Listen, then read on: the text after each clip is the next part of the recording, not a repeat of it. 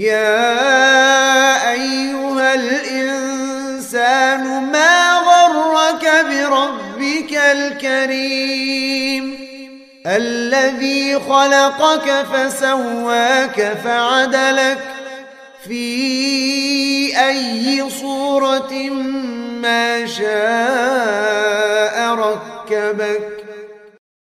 Al-Hasan Al-Basri rahimahullah ta'ala, seorang pembesar tabi'in rahimahullah, ya, pernah mengungkapkan bahwa adraktu aqwaman, dalam salah satu athar, ya, Hasan Basri rahimahullah mengatakan, adraktu aqwaman lam takun lahum uyubun. Tolong didengarkan ucapan beliau ini nasihat para ulama biar kita hati-hati jemaah, ya.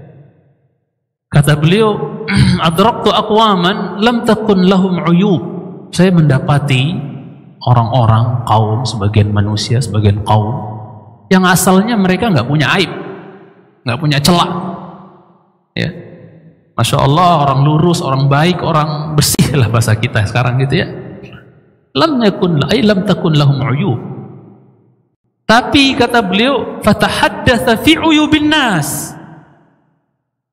ya, maka dia mulai bicara tentang aib manusia, aib orang lain. Tadinya dia nggak punya aib, bersih dia, tapi mulai dia asyik gitu kan, membicarakan aib orang lain. Tak punya aib sama sekali dianya tadinya, tapi ketika dia mulai sibuk, ya, mulai nikmat, ya, bicara tentang aib manusia, kekurangan manusia, celak manusia, fa ahdatsallahu lahum uyubah, maka Allah buat dia aib-aib. Paham maksudnya? Ada orang tadinya nggak punya aib, ketika dia mulai ngomongin aib orang lain, Allah bikin aib buat dia. Paham maksudnya? Ya. Sebagai balasan bagi dia mencintai karena Allah Subhanahu wa ta'ala. Sekali lagi saya ungkapkan, kata beliau, ada orang sebelumnya nggak punya aib, bersih dia, tapi ketika dia mulai, ya, coba dan mulai asyik gitu kan, membicarakan aib orang lain yang tadinya dia nggak punya aib, akhirnya Allah bikinkan aib buat dirinya sebagai balasan atas perbuatan dia tersebut. Al jazaa'u min jinsil amal, perbuatan sesuai dengan apa, atau balasan sesuai dengan perbuatan. Dia mencintai, nggak punya aib, akhirnya Allah bikinin aib dia gara-gara dia sudah mulai sibuk membicarakan aib manusia. Maka saudara-saudara atau saudari-saudariku semua, al-aba wal ummahat, ikhwan dan akhwat, ya, yang selama ini Masya Allah menjaga diri dari celah, aib, kekurangan dan seterusnya. Selama ini Masya Allah luar biasa dia menjaga diri supaya enggak, ya, punya aib, ya. Maka berusaha kita untuk menjaga kondisi tersebut. Jangan dengan cara apa? Jangan mulai ngomongin kesalahan dan aib orang lain, ya. Jangan tergoda ketika ada yang ngajak pun, awas, hati-hati, gak usah ikut-ikutan. Dah istiqomah kita dengan kebersihan kita tersebut. Gak suka ngomong aib orang, kesalahan orang. Udah istiqomah kita. Karena dengan demikianlah Allah akan tetap menjaga kebersihan kita, mencintai. Tapi manakala kita sudah mulai belajar, ya, menyibukkan diri, asyik berbicara tentang aib orang lain, tunggulah, gak lama nanti Allah akan bikinkan aib buat diri. Allah ma'adil, mencintai kan Allah SWT. Allah akan bikinkan aib buat diri. Wa adraktu aqwaman kanat lahum uyub. Sebaliknya nih, aku dapatkan sebagian kaum, sebagian manusia, sebagian orang, itu apa? Lahum, kata beliau, ya, kanat lahum uyub, adalah dia punya aib-aib. Kalau tadi yang pertama nggak punya aib asalnya. Kalau sekarang aibnya banyak. Yang kedua ini aibnya banyak.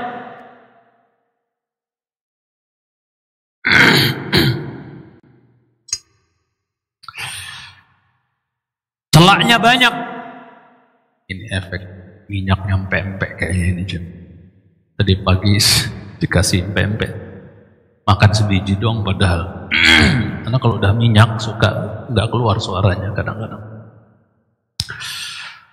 Baik. Kemudian kata beliau, aku dapatkan kaum yang lain nih, Ya, sebagian orang yang mereka itu ya aibnya banyak, adalah dia memiliki aib-aib. Fasataru uyuban nas, maka dia menutup aib-aib manusia. Dia tahu dirinya punya aib, gak pula dia senang, gak senang pula dia membicarakan atau menyingkap aib orang, tapi dia tutup aib orang. Ya.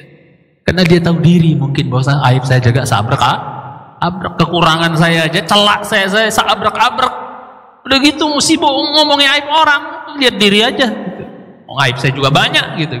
Maka sataru uyuban nas, dia tutup, dia rahasiakan aib manusia, nggak mau dia singkap-singkap, nggak mau dia ember, bongkar-bongkar ya aib saudaranya, aib saudarinya, dia diam. Dan ini sulit zaman sekarang jemaah, kecuali bagi yang Allah berikan rahmat yang bisa menjaga aib saudaranya, aib saudarinya. Malah dia sibuk dengan aibnya dirinya sendiri, aibnya sendiri. Nah, ini orang banyak aibnya dan dia pintar menjaga aib orang lain. Maka apa yang terjadi? Fasatarallahu uyubahu, maka Allah menutup aib-aib dia, nggak kesingkap bagi manusia. Orang nggak tahu aib dan celak dia. Maksudnya yang kedua ini ya, ada orang aibnya banyak tapi dia pintar menjaga aib orang, maka Allah juga apa? Lebih pintar lagi menjaga aib dia, sehingga nggak kesingkap aib dan kekurangan dia di mata di hadapan manusia. Mencintai karena Allah tabaraka wa ta'ala. Kayak para ulama ada yang berkata, man satara sutira. Apa artinya kira-kira? Man satara sutira, siapa yang menutup, maksudnya menutup aib orang, maka sutira, aib dia juga akan ditutup. Ya. Wa man fadaha fudiha, dan barang siapa yang membongkar, menyingkap, mempermalukan orang lain dengan membongkar aibnya misalnya, maka apa? Fudiha, satu saat dia pasti akan dibongkar. Ya. Satu saat dia akan disingkap juga aibnya. Mencintai SWT. Bahkan bisa jadi aibnya tersingkap ketika dia berada di tengah-tengah jantung rumahnya.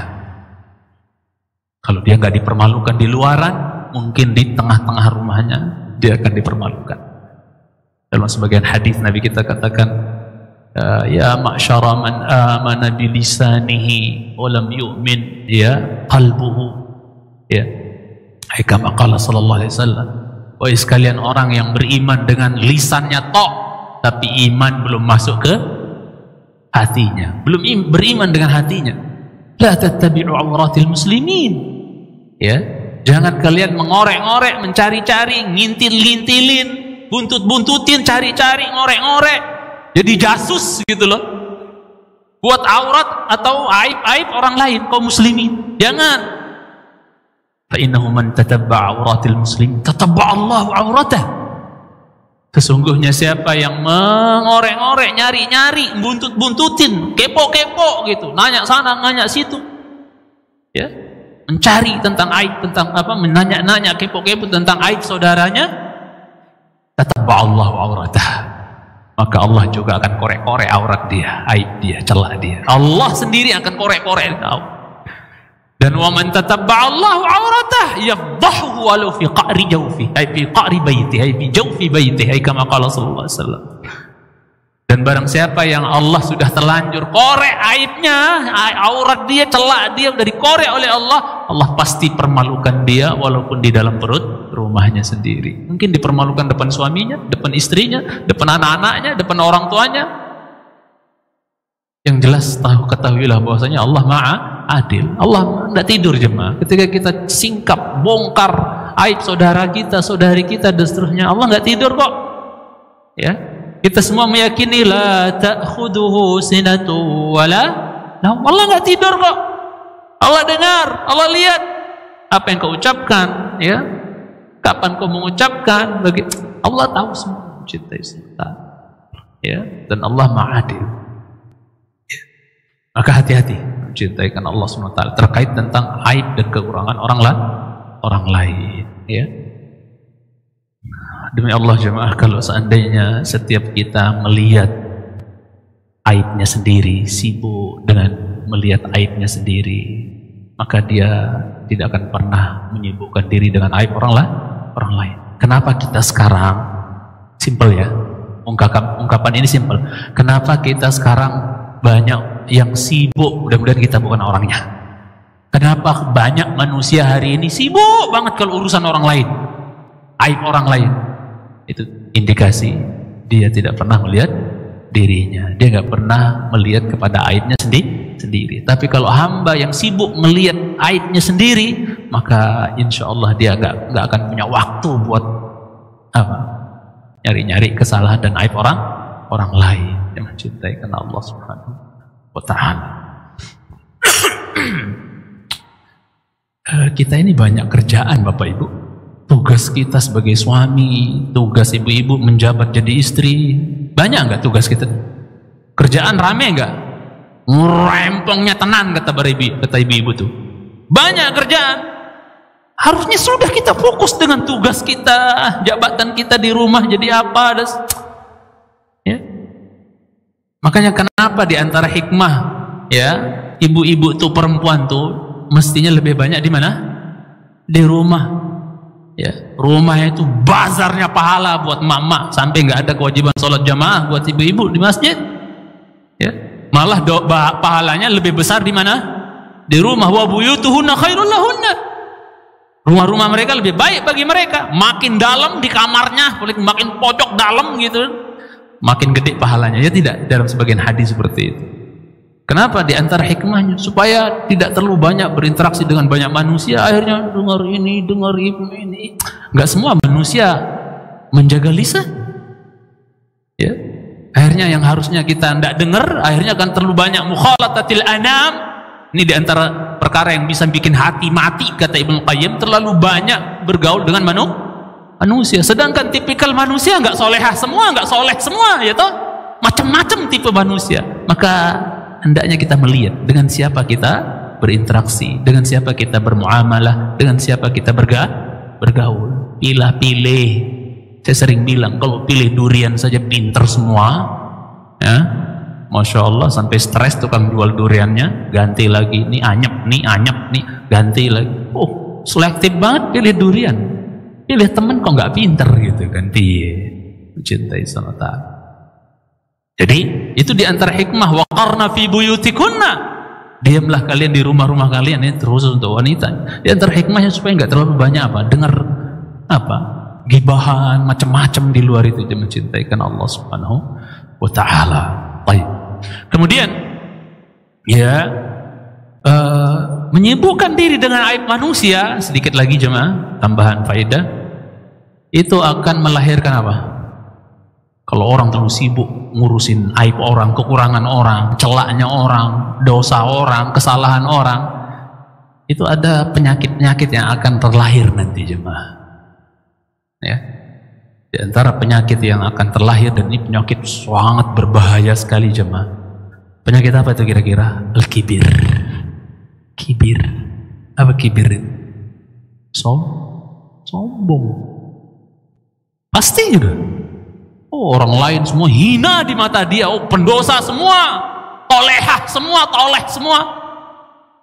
Ya, pokoknya manusia di mata dia udah. Ya, naudzubillah. Seolah-olah yang bersih dan suci cuma dia. Muncul apa jemaah? Penyakit apa jadinya? Kibir, sombong. Ya, itu penyakitnya Firaun, penyakitnya iblis. Jangan sampai kita piara dan mencintai karena Allah Subhanahu wa Ta'ala. Akan sombong dia akan merasa dirinya suci, bersih, orang lain pendosa semua, penuh aib, pokoknya saya bersih. No, jangan. Ya. Akhirnya dia mengkultus-kultuskan, mensuci-sucikan dirinya, mensoleh-solehkan dirinya. Padahal Allah melarang, fala tuzakku anfusakum huwa a'lamu bimanit. Jangan kultus-kultuskan, suci-sucikan dirimu, merasa sok paling soleh, solehah, paling takwa. Dia Allah siapa yang tahu, siapa yang bertakwa, yang benar-benar bertakwa itu siapa yang tahu jemaah? Allah Azza wa Jalla. La tuzakku anfusakum. Ya. Lihat para salaf kita dahulu. Ya, para salaf kita terdahulu. Subhanallah. Mereka itu pada apa? Menuduh diri. Ya. Mereka itu su'dzon terhadap dirinya lebih banyak dibandingkan husnudzon terhadap dirinya sendiri. Dan ini nasihat Ibnu Qayyim rahimahullah taala. Hendaknya kita ini lebih banyak su'dzon sama diri kita sendiri dibandingkan apa? Husnudzon. Karena kalau bapak ibu terlalu husnudzon dan selalu husnudzon terhadap diri sendiri, nanti ini menjadikan kita merasa aman dari makrillah, aman dari azab. Nanti akan kepedean kita jemaah kalau kita selalu, oh saya kayaknya udah paling rajin dah ngaji, oh saya kayaknya paling sholat malamnya sudah luar biasa, oh saya paling dan paling terlalu husnudzon terhadap dirinya, kayaknya sudah layak saya masuk Firdaus, kayaknya nih saya Masya Allah gitu kan, saking husnudzonnya sama dirinya gitu ya.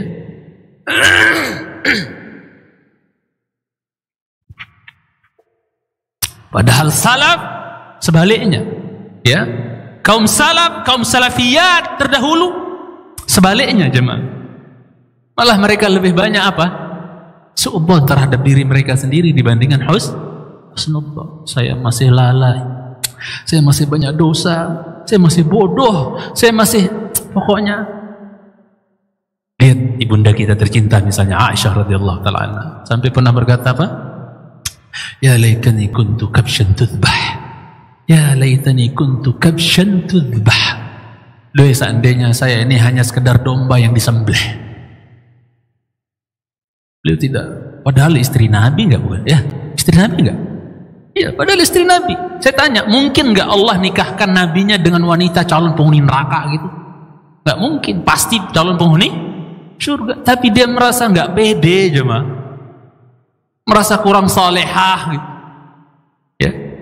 Sampai beliau berkata, duhai seandainya aku sekedar apa? Domba yang disembelih gitu. Disembelih dimakan orang wis. Gak ada yang mengenang dia sampai bertahun-tahun tahun kemarin kita makan kambing begini. Enggak, makan wis kelar dah. Ya. Ingin kalau sebagian mereka itu menjadi orang yang nasyan mansia, dilupakan.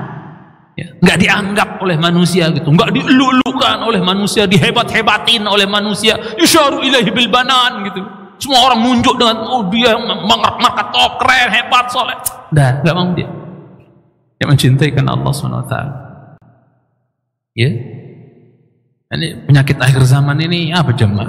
Semakin orang semuanya pengen zuhur, pengen muncul, pengen viral, pengen dianggap, pengen ditunjuk, pengen didempolin. Penyakit akhir zaman, apalagi dengan adanya media. Nenek-nenek main TikTok,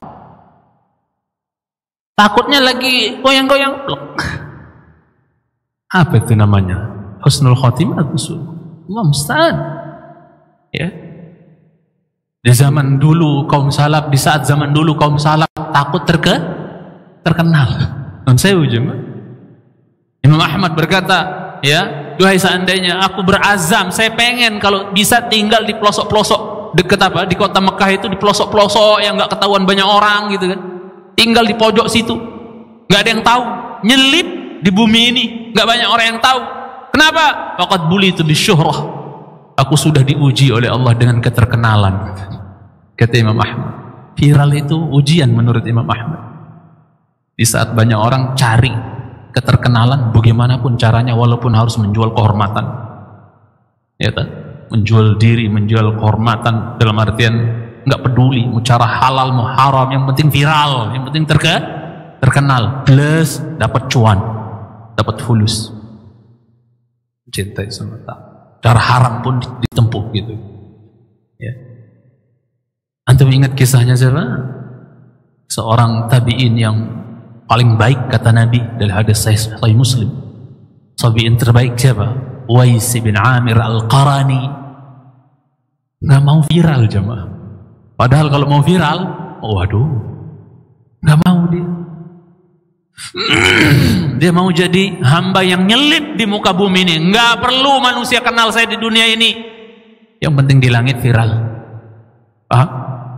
Dia pergi bawa ibunya entah belantah, nggak tahu kan kemana. Coba bayangkan.